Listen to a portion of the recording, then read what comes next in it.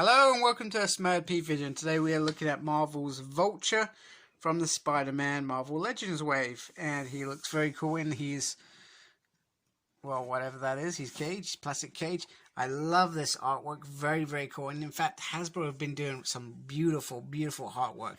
I'm looking forward to getting the Age of Apocalypse wave, because that artwork on those boxes make you want to keep the boxes, and I'm not usually a box collector anymore.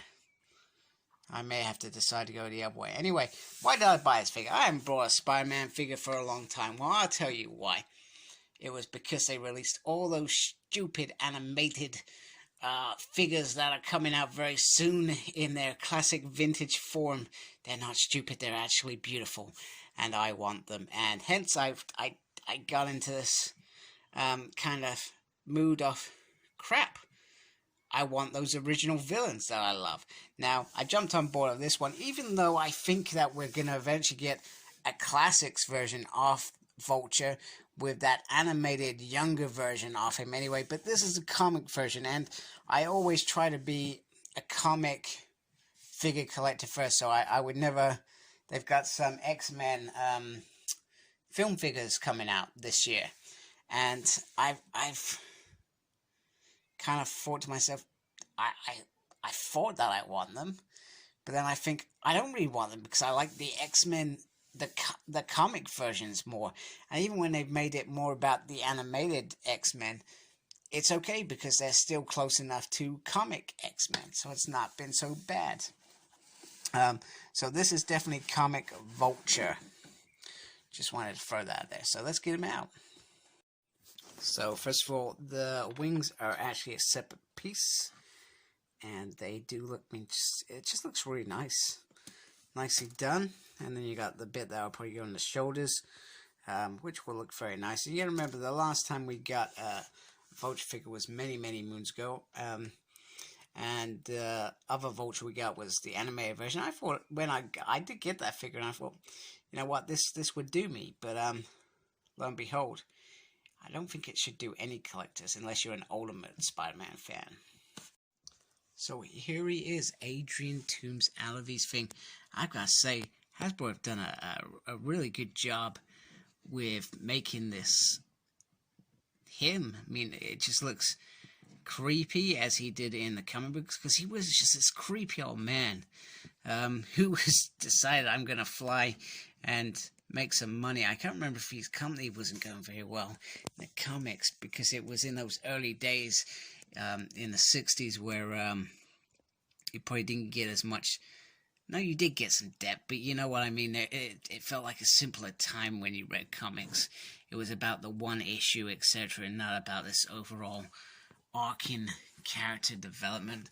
And you can see where the wings clip in there. It just looks really nice. In fact, I look at this head sculpt, and I think if they took out some of the wrinkles and stuff, you could make a Vanisher figure with this head sculpt. It looks very cool. He just looks really creepy, man. Absolutely creepy.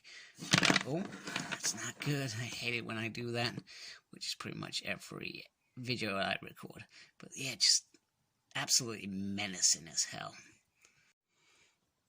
Okay, and here he is with the wings on top.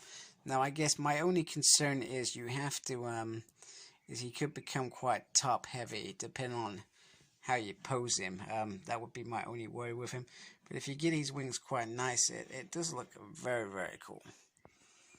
And they're just massive, which is awesome, because the Vulture, he should have big wings. He was meant to be dangerous.